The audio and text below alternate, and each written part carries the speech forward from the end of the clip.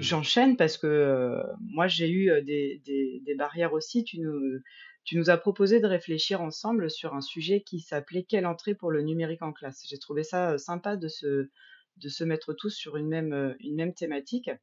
Et en fait, j'ai complètement oublié de le dire aux auditeurs auditrices. Oui, Tu vois, voilà, regarde. vous arrivez. On a fait une petite nouveauté pour cet épisode. On s'est dit, tiens, trois cerveaux qui réfléchissent à un même thème, pardon. Oh là là, à un même thème, donc. Eh ben, voyons ce que ça donne. Bah voilà. Et donc le thème était enfin, très bien choisi. Quelle entrée pour le numérique en classe? Alors moi ça m'a tout de suite parlé. Parce que, l'entrée en classe, ça sous-entend, déjà d'avoir surmonté un certain nombre de barrages, le matériel, premier barrage, un matériel à disposition, la formation des enseignants, tu vois? On est complètement raccord et les besoins, les envies, les appétences, des enseignants et donc si on imagine déjà que toutes ces barrières sont levées, donc on imagine, on est dans une classe, il y a du matériel. Il y a un ENI, il y a des tablettes, il y a du Wi-Fi. On est, dans une classe avec un enseignant. Ah mais si, ça existe! Un Wi-Fi qui fonctionne? Un Wi-Fi qui fonctionne, un enseignant qui est Ok. formé, qui est convaincu de l'apport du numérique pour le Ah, t'es dans travail une des école élèves. d'application? Non, pas du tout, on est dans ma classe. Non, ça On est n'existe. dans ma classe. Écoute, Ah j'ai tout oui. ça. J'ai tout ça et pour la première fois en 24 ans, je me suis pris une barrière que je n'avais jamais eue, les parents de mes élèves. Donc avant même de savoir quoi faire de numérique dans ma classe, j'ai eu cette barrière, j'ai eu l'impression que les parents étaient là devant la porte en mode, tu sais, vigile. Non, non, le numérique n'entrera pas. Donc je vous file le contexte vite fait. On est mi-septembre, je fais ma réunion de rentrée avec les parents. Moi, je suis hyper confiante, j'ai l'habitude. Comme je vous dis, c'est ma 24e rentrée, 19 ans dans la même école. Donc je connais bien le contexte, je connais bien mes familles, je connais bien tout ça. J'enchaîne mon déroulé, la présentation du matériel, le programme, les projets de l'année, blabla. Et au moment où j'aborde la partie numérique, d'habitude, j'ai des parents qui sont complètement, tu sais, enchantés, foufou. Leur enfant est dans une classe un peu novatrice. On va tester plein de trucs parce que, comme je suis run à mi-temps, forcément, moi, je teste avec mes élèves plein de choses.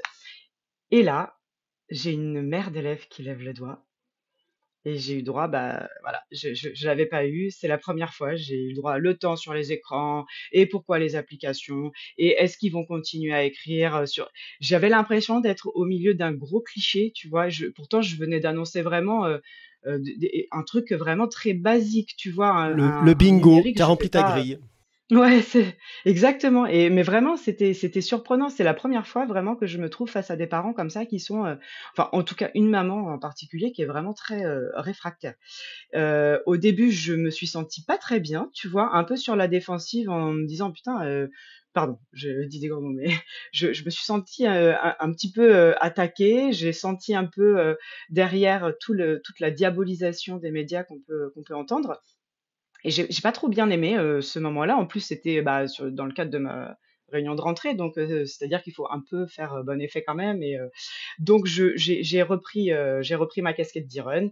J'ai réorienté sur, l'apport pour les élèves, sur l'usage, qu'on en fait réellement dans la classe, qui est complètement différent de ce qu'ils peuvent faire à la maison avec, la tablette, le loisir. Donc ça, j'ai dû le réaffirmer. Tout ce qui est évidemment plus-value, notamment, par exemple, j'ai donné l'exemple pour que ça soit un peu parlant pour eux sur l'entraînement en lecture orale que je peux faire avec dictaphone pour que les élèves puissent s'écouter, l'écriture d'un journal collaboratif avec d'autres classes. Voilà, tout ce que le numérique va m'apporter, tout ce que les outils numériques vont m'apporter en plus dans ma pratique de classe. Et puis tout simplement le fait aussi que les compétences numériques soient dans les programmes, en fait, hein, tout simplement. Je veux dire, je fais juste mon travail aussi en formant mes élèves sur les outils numériques. Donc moi, ça va parce que j'avais des billes, tu vois? Je suis une enseignante chevronnée, je connais et puis je suis Iron, donc j'ai les arguments, mais je me dis: «Un enseignant qui débute ou qui est moins chevronné, ça doit pas être facile non plus de trouver des arguments, quand bien même on est convaincu de ça». Et j'ai remarqué, dans le groupe numérique que depuis, l'année dernière, voire, l'année d'avant, on a beaucoup de directeurs d'école qui nous appellent pour faire des cafés des parents. donc sur Café des parents, parentalité numérique, tu vois, tout ce qui est autour du numérique, alors Mhm. notamment avec le déploiement des ENT, puisqu'on a donné aux parents d'élèves des outils numériques pour suivre la scolarité de leurs enfants ou pour pouvoir communiquer avec l'école. Et donc, pour accompagner au mieux les familles quand on a déployé les ENT, eh ben, il y a beaucoup d'écoles qui ont organisé ces temps d'accompagnement et qui ont ouvert à juste pas que l'ENT, mais d'une manière plus générale, le numérique à l'école, qu'est-ce qu'on y fait? Heu à propos de ça, j'ai une ressource qui est vraiment intéressante. Alors évidemment, c'est pas quelque chose que j'ai pu, mettre en place pendant ma réunion de parents, mais je donne quand même, la piste parce que je trouve ça hyper intéressant. C'est, la roue PIX de la parentalité numérique. Donc je vous en avais parlé sur un précédent sujet. Ouais. C'est quel Pokémon ça, Rupix? Mais non, Pix, la formation, Pix. Sébastien, c'est le truc que t'es censé avoir Mais passé. je suis expert Pixédu niveau 1, madame. Attends. Mais bravo! Oui, mais tu vois, tu aurais pas dû oublier. Je n'ai C'est pas pas sérieux. oublié, mais Rupix, je suis désolé, ça doit être un Pokémon de la nouvelle génération que La je n'ai pas roue encore vu PIX. passer. Hein. Comme Goopix, À tes souhaits. Bon, je recentre le débat. Bon, la roue Désolé. PIX de la parentalité numérique qui est, donc en lien avec le PIX parent. Je vous en avais déjà parlé sur un précédent sujet, le PIX parent que je trouvais, très difficile et pas forcément, bien amené pour les parents qu'on ciblait. Et ben ça, c'est pas mal. Alors tu peux faire vraiment une roue physique, ça veut dire que tu peux faire une animation avec une vraie roue, tournée, ou sinon tu fais la roue numérique, sur Geniali qu'ils ont proposé sur le site. Et donc tu as 13 questions qui sont sur des sujets, de PIX, hein, le cyberharcèlement, le jeu vidéo, le contrôle parental, tout ça, avec des approfondissements et des explications. Et du coup, ça permet d'ouvrir le débat avec les parents aussi. Alors c'est beaucoup plus ciblé, c'est beaucoup plus facile d'accès que le PIX parent classique. Et je trouve que c'est un bon outil pour commencer à débattre avec les parents. Donc, pas forcément dans le cadre d'une réunion de rentrée, mais pour un café des parents, ça peut être, si vous êtes directeur et que vous nous écoutez ou si vous êtes Tyrone, ou CPC ou référent numérique, c'est un outil assez facile d'abord. Donc voilà ce que m'a inspiré le choix de ton sujet, Sébastien, et en espérant que passer le barrage des parents, une fois que les parents nous permettent d'ouvrir la porte de la classe pour faire entrer du numérique dedans, j'espère que vous avez trouvé tous les deux des pistes de pratique ou des outils qu'on peut amener dans les classes pour bosser avec nos élèves. Merci beaucoup, Aurélie. merci pour ça, parce que j'avais pas pensé du tout à ça, alors que c'est un problème qui devient récurrent. C'est vrai. En plus, moi, je l'ai vu arriver lentement, mais sûrement, justement dans les réunions de rentrée, où tu commençais à avoir, il y a peut-être, 4 5 ans de ça, des parents ils disaient, oui, et combien de temps ils passent devant les écrans, etc. Oui, je sais pas combien de temps ils passent devant les écrans, mais ils font des trucs sacrément plus intéressants qu'à la maison, madame. Mais bon, ça, tu vas pas le lâcher comme ça Tu devant, m'étonnes. devant des parents, à moins de vouloir les mettre à dos, ce qui est pas vraiment le but d'une réunion de rentrée. C'est ça. Mais ça rejoint ce que, Vaut mieux éviter, ouais, non? ça rejoint ce que j'ai dit à des jeunes. Je leur ai dit, la réunion de rentrée, il faut la cadrer, il faut savoir où vous allez, il faut pas que ça dure longtemps. Vous n'êtes pas là, ne vous dites pas que la foire aux questions est le moment le plus important. C'est le truc qui doit être à la fin, vite fait, parce que vous avez déjà tout dit, mais bien dit. Parce que là, dès qu'il y a, c'est le pied dans la porte. Hein. Alors, moi j'ai vu une étude.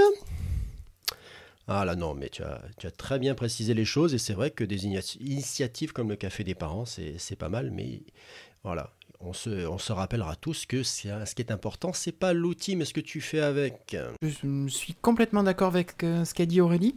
Et je trouvais ça vachement sympa, en fait, de partir sur un thème. Et on a eu 3 visions complètement différentes, je pense. 3 manières de prendre le sujet en charge, complètement différentes. Et voilà, donc je trouvais ça sympa. Tant mieux, tu m'envoies ravi. Écoute, sans vouloir faire l'émission de thématique, je me suis dit que ça pouvait être sympa de faire chauffer nos cerveaux respectifs là-dessus. Bon, ben moi, je vais vous proposer mon entrée alors. Allez, vas-y. Allez.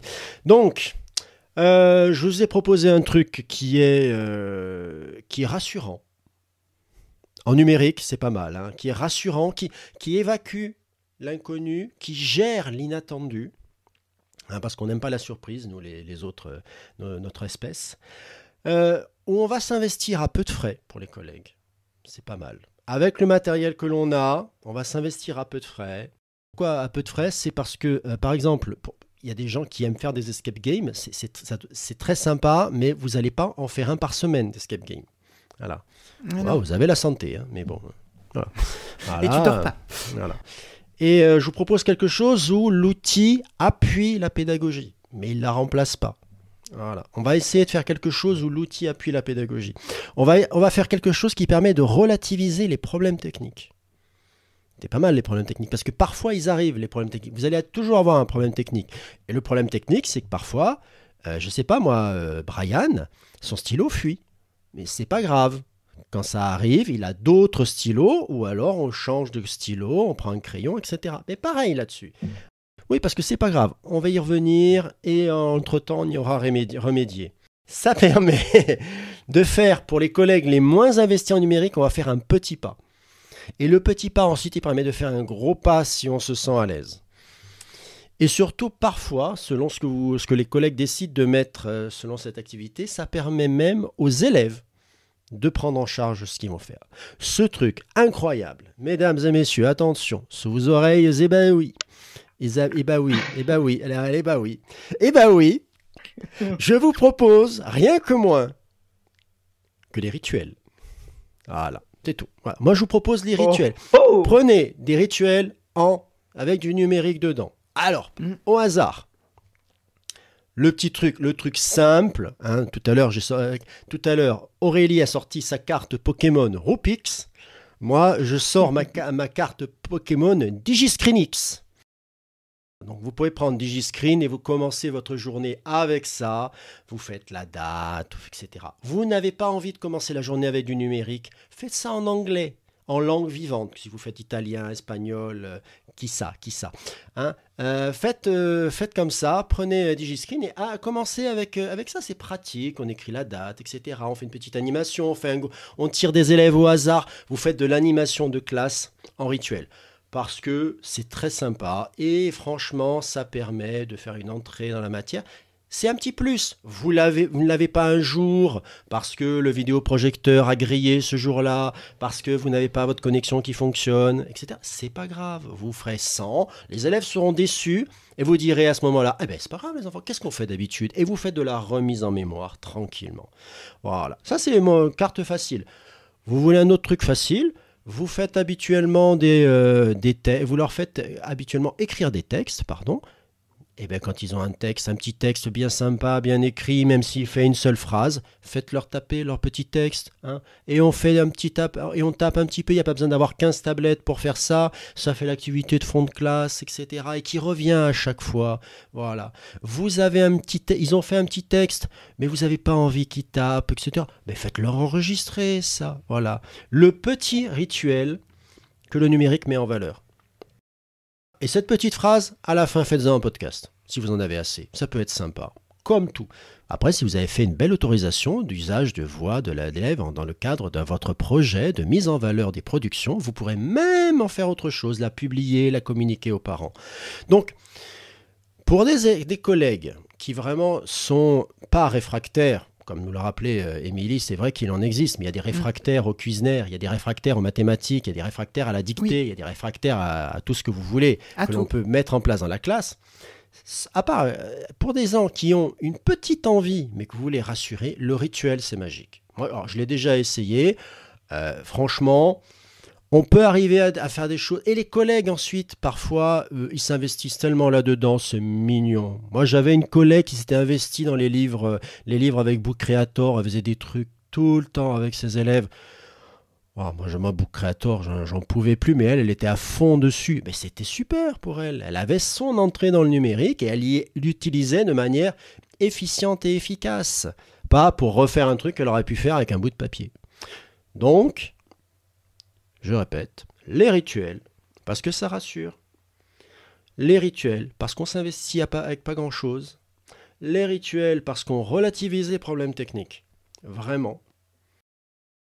Et on fait un petit pas.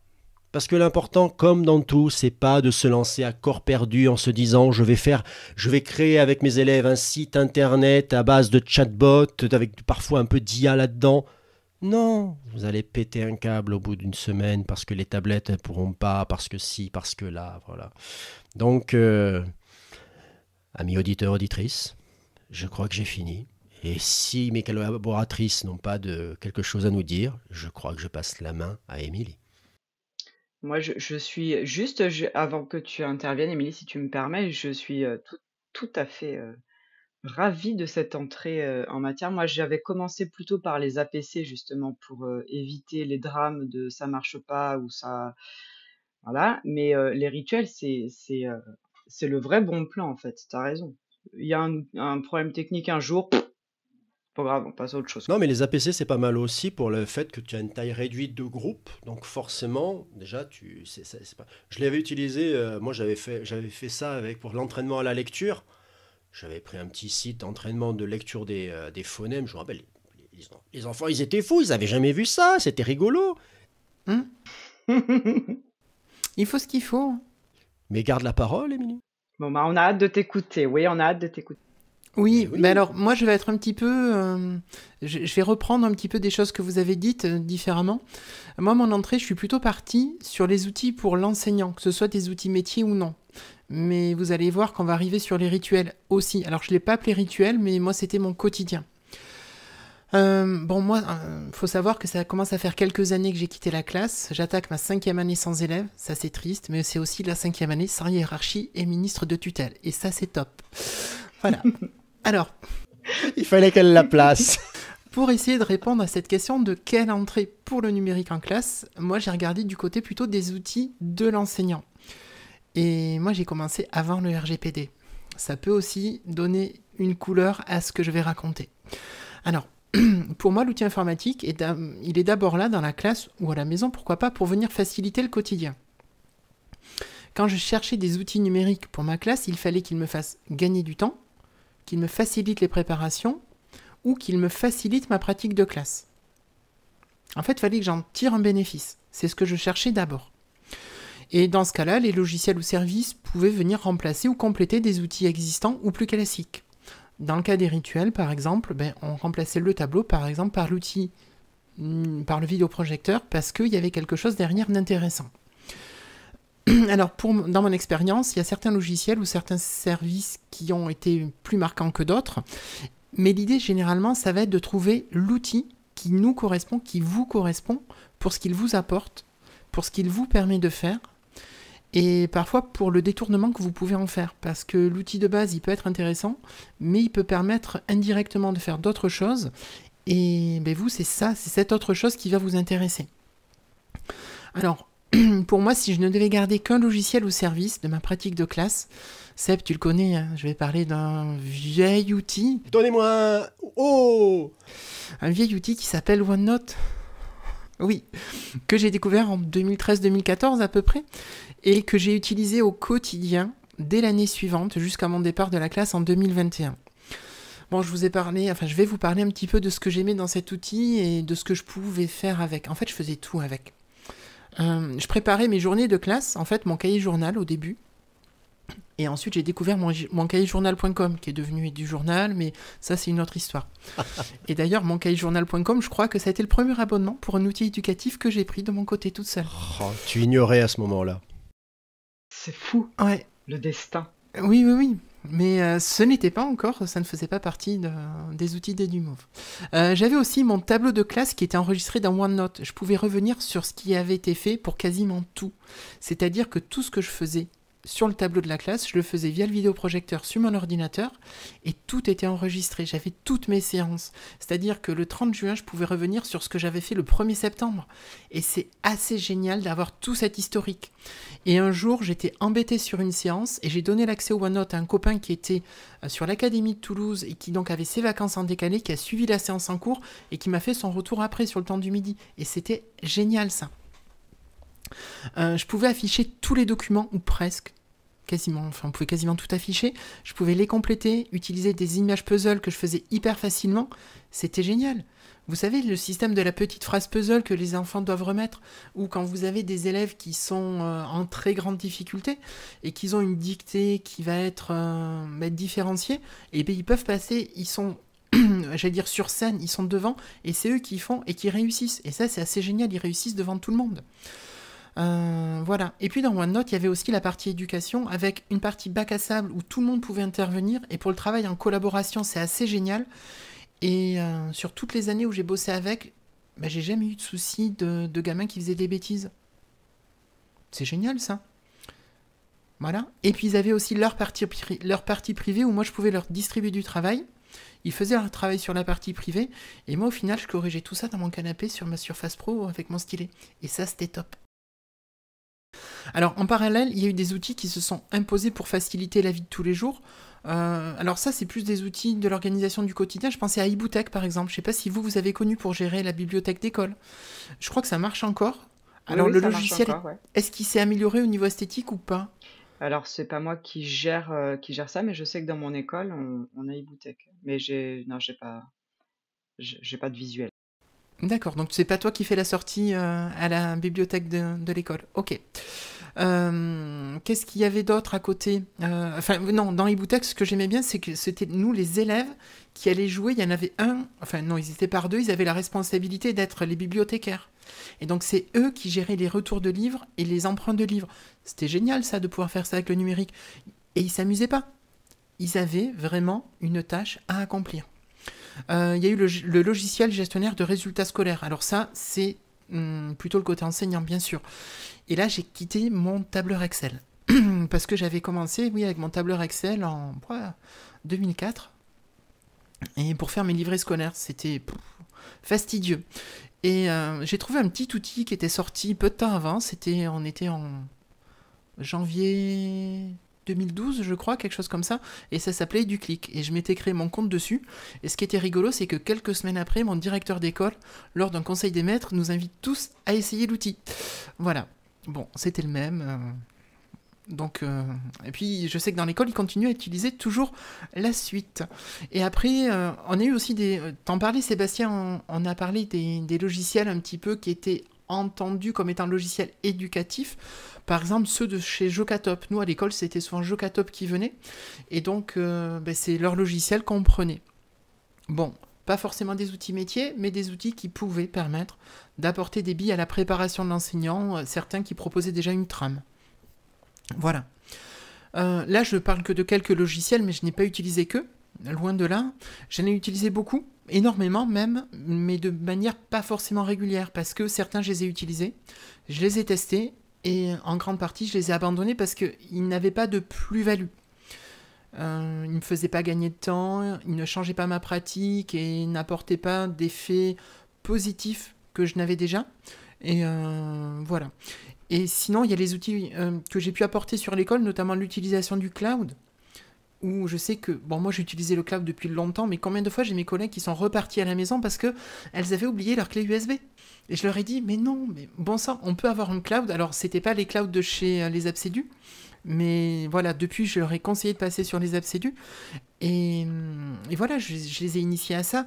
Et c'est des petites choses, en fait, qui facilitaient l'usage au quotidien. Et vous parliez de la formation, mais je suis tellement d'accord avec ça. Et je sais que nous, on avait des conseils de maître où c'est moi qui animais des temps de formation pour les collègues sur ces outils-là.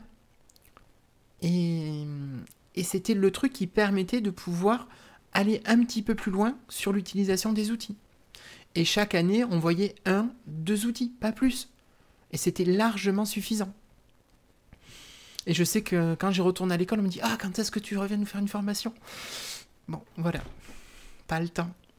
Pas le temps. Est-ce que vous avez des retours par rapport à ça? Des réactions? J'en ai un, c'est assez formidable parce que tu as réussi à nous faire un melting pot à la fois de solutions qui étaient développées pour être utilisées par les collègues, que ce soit EduClick, que ce soit iBootech, etc. Et aussi, mais celui que tu as préféré, mais au départ, il n'est pas fait pour être utilisé particulièrement dans une classe. Tu l'as... OneNote? Voilà, OneNote, c'est... Mais il a eu sa version éducation Oui, quand même, oui, qui a je été pensée sais, pour je ça. sais. Et moi, je lui ai reproché à l'époque de ne pas être plus accessible que ça. Parce que s'ils avaient été plus accessibles que ce qu'ils étaient, je pense qu'ils auraient fait un carton. Mais ça, c'est l'histoire de Microsoft. Oui. Non, mais ça, je Vraiment, suis d'accord avec toi.